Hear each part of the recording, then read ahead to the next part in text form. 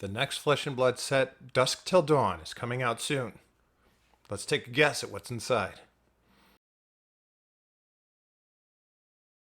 Hi, friends. Welcome back to Nearly Same Games. I'm Neil, and today we're talking Dusk Till Dawn. What's in the set, and what do we think? I don't know. Let's make some guesses. Before I get into it, don't forget to hit that subscribe button. We've been crushing it lately. We're up to 412. We're on our way to that 1K goal. Help me get there, won't you? And just hit that subscribe button below. All right. Dusk Till Dawn is a new set for Flesh and Blood that's coming out July 14th. And we should be getting some previews in late June, I believe. It's got 236 cards in the set, and it's focused on the light and shadow cards. So what does that mean? So naturally, the light and shadow cards came from the Monarch set, and we haven't seen them since. So what do we expect is going to be in it? Well, first off, let's start with the easy one with Balana, Archangel of War, which was spoiled already. At least one side of it was. So we've got this angel. What does the other side of it look like? Well, we've kind of already seen it. We saw it in Dynasty with Invoke Soraya. And I expect most of the angels are going to look very similar to this. They're going to be yellow pitch. They're going to block for 3. They're going to need to transform a spectral shield in order to get this angel. And I think the angels are also going to look very similar on the other side. It's going to be cost 2 to attack. They're each going to have a banish a card from your soul and do something cool kind of action when you attack. And I think there's a decent chance that they're all 4/4s. I think that that's just a base rate, and they're all going to kind of work together, similar to the way that the dragons do in Dromai, but a little bit more expensive, a little bit.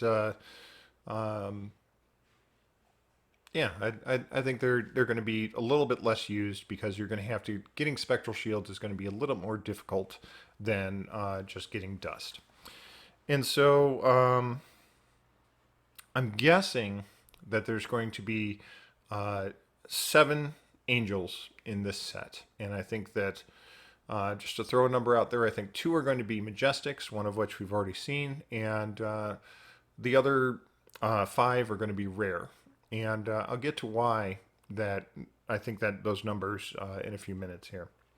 But first, let's talk about the new Prism. Prism Advent of Thrones. Now, some people have been speculating on why this isn't just Prism, and I think the reason is obvious. We already have just a Prism card. So the young Prism needed a different name, much in the way that the Outsiders version of Arachne was Arachne Solitary Confinement, because the name needed to be different because the abilities were different. So I think that's the only reason that Prism has a different name, and her adult has a different name as well. But a 16 health for a young hero, those are wizard numbers. What's going on with that? I think that her ability is going to define that, and the reason and the thing that I think that her ability is going to do is that she's going to be allowed to basically make spectral shields for free. So my guess at her ability is going to be at the end of your turn, you may banish a card from your soul and create a spectral shield. Now this has a few disadvantages to it in that it happens at the end of your turn, so you can't use those spectral shields to make angels right away. And that's kind of your only ability to make spectral shields, and you have to defend them for your opponent's turn. That would give it kind of some balance, but being able to make spectral shields for free instead of paying to like the previous Prism would is a pretty big setback. But the cost reduction I think is justifying her lower health. So assuming that she can get a card in Soul every turn, or God forbid, you use something like Soul Food on turn 1 and just dump everything into your soul. Basically, you can spit out these spectral shields easily and without resource.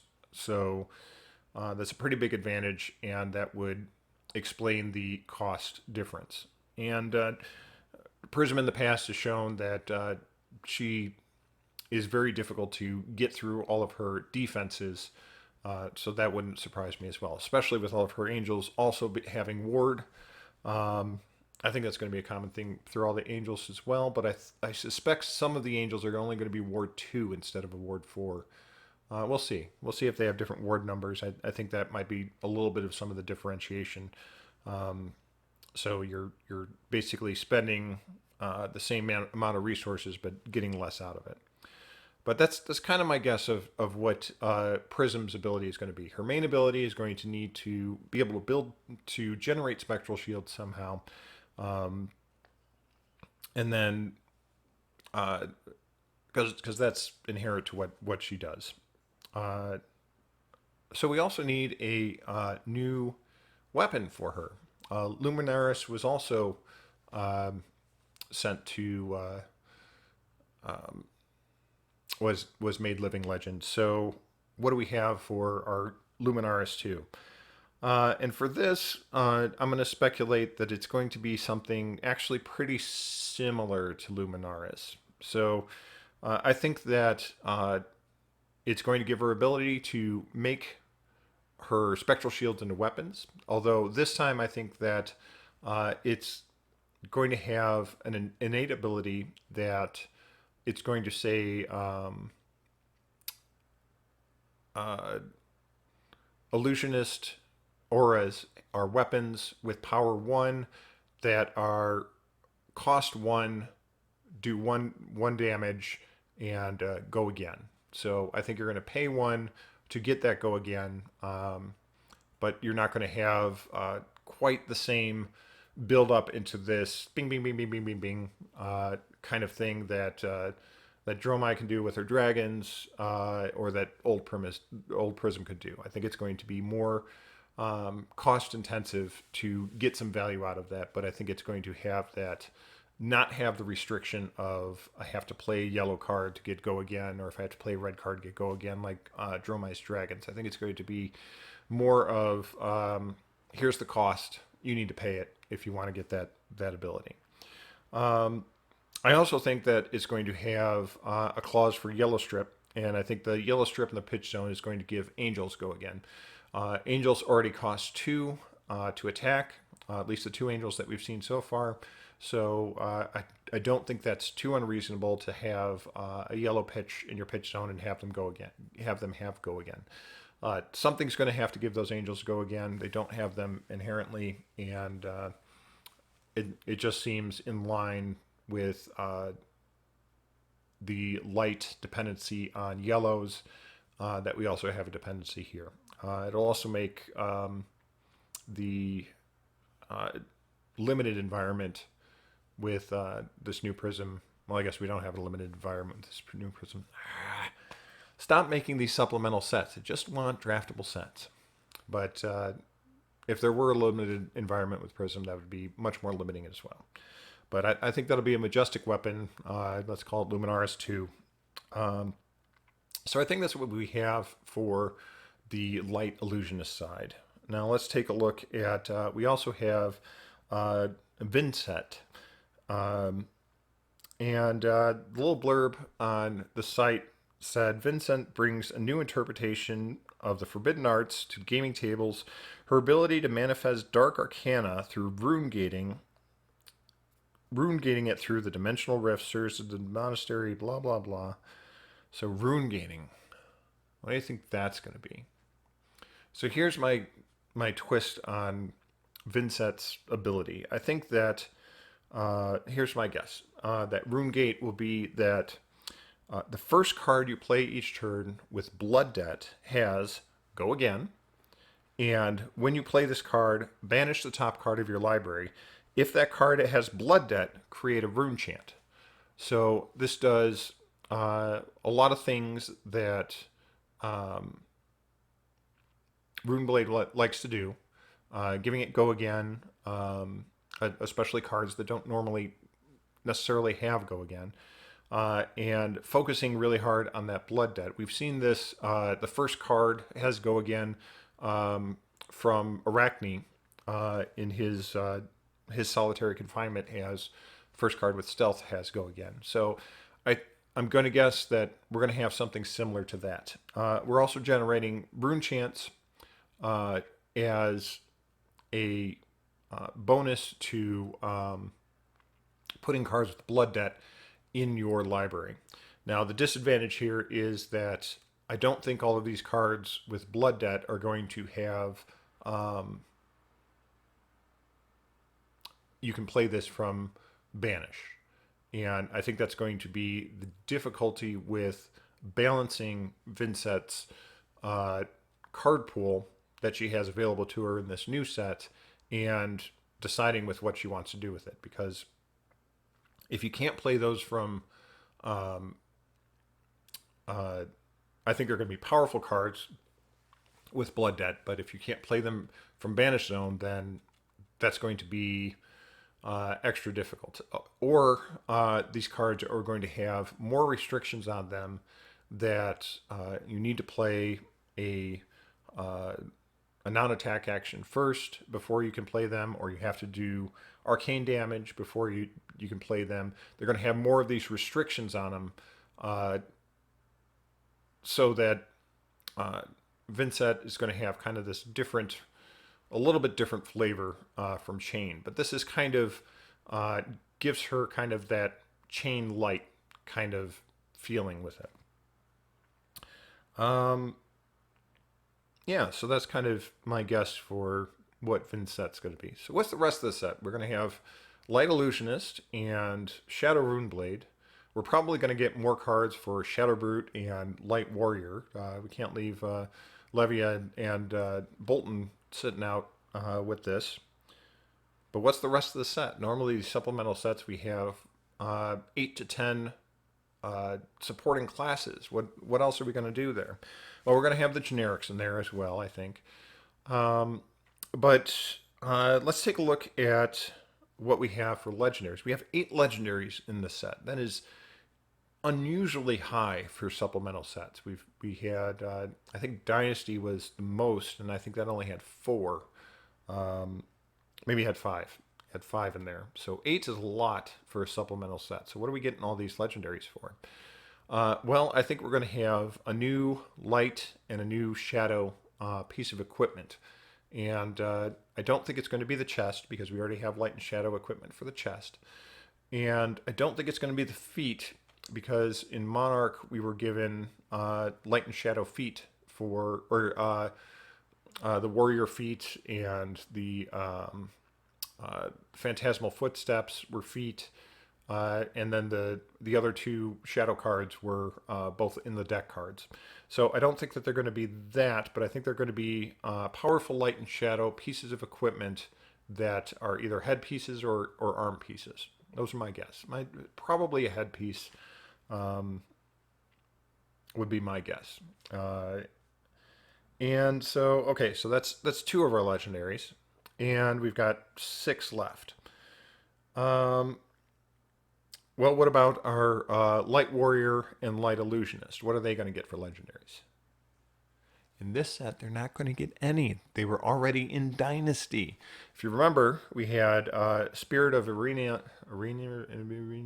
Bolton specialty that was given in Dynasty, and Invoke Soraya was given in Dynasty. So I think those are the 2 light legendaries that we're going to get for the set. So I think we still have 6 legendaries to account for. I think we're going to get a new Shadow Brute and a new Shadow Runeblade legendary. Maybe those are in the deck legendaries like they were before. Maybe you have something to kind of replace Eclipse, a Vincent legendary specialization that goes in the deck that does something interesting. Okay, so that's 2 more down. We still have 4 left. I think that there's going to be 1 generic legendary. Something that anyone can use that might be interesting. I'm going to guess that there's going to be another legendary hero in the vein of the Emperor and Shania. Shania Twain? No, Cheyenne. And I'm going to guess that this is going to be. Let's speculate on this, and let's say that this is going to be a dual class hero. And I'm going to say this is going to be an assassin ninja. So you can use assassin or ninja cards. You can be either rolling into a combo or threatening a contract. I don't know. I'm guessing there's going to be a legendary hero in there too. And and for the last two legendaries, I think that there's going to be a new shadow class and a new light class. Uh, just classes that we haven't seen before. And let's spec on those too. First off, I think the shadow class is going to be mechanologist. Uh, think about a class that can dump a whole bunch of cards into the banish zone and uh, have a potential threat if they have blood debt on them. So let's have a mechanologist that their ability is that if you boost and the card has blood debt, uh, your card gets go again, and the boost is successful. So now you're boosting shadow cards, or you're boosting blood debt cards into your banish zone at the potentially that you could play out again. That seems pretty useful, but the blood debt cards that the shadow blood debt cards tend to not have go again on them. So as a mechanologist, you need to really balance what you're doing there in order to decide how that works, because you're going to run out of resources. Maybe they have, maybe the blood debt cards are also mechanologist, shadow mechanologist cards, and maybe they also have boost on them. So you can play them from your arsenal, and you can boost them, but the boosted card could also be another blood debt card. And so you're always in a threat of building up, running out of resources to play all of these, and just adding on to your blood debt. It could be an interesting thing to play with. So my vote is Shadow Mechanologist. And for the next light class, I'm gonna guess that we get something new, something we haven't seen before, something in the vein of the way that we had Assassin with Dynasty. So an entirely new class, and I'm gonna go with Light Cleric, just because I'm really waiting for a Light Cleric, and please give me one. And this is going to be especially useful in PvE, and you can basically spend cards from your soul and use those to heal yourself or other people. And that's just going to be my wild guess with that. All right, so moving on, we move on to the Marvels.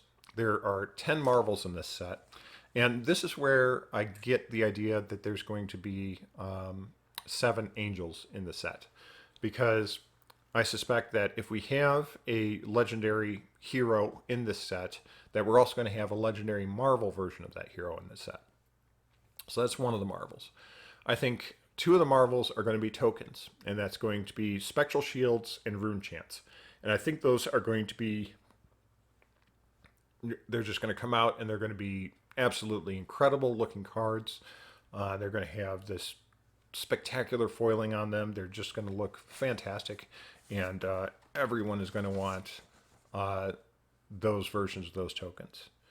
And so that leaves us with 7 Marvels left, and I think this is going to be kind of the same thing along the lines that we did with the Dragons, that we're going to have, maybe 2 Majestic Angels, and then 5 more rare Angels. At least I'm hoping, because that would give us a nice spread of Marvels, and having lower rarity Marvels, I've said before, will just make the boxes more fun to open.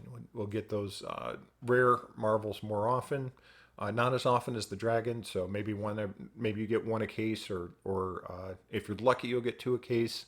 Instead, like Uprising, it was kind of 1 every other box ish. but have that frequency enough that we do get some of these cool uh, Marvel Angels in a decent frequency. So that's it for my predictions on Dusk Till Dawn. What do you think? What do you think is going to be in the set? Leave your comments below and let me know. Or do you think that my predictions are way off and that's not possibly what we get? We also have those serialized cards in there. Are you excited about those? I just there's so few of those that I can't get at all excited about those. They're just going to be great if you get them, but they're going to be worse than trying to get the codexes. And if you watch the Master Set Madness, you know that those codexes are hard to get. So, anyways, what are your predictions? Let me know in the comments below. Until next time, you've been watching Nearly Same Games.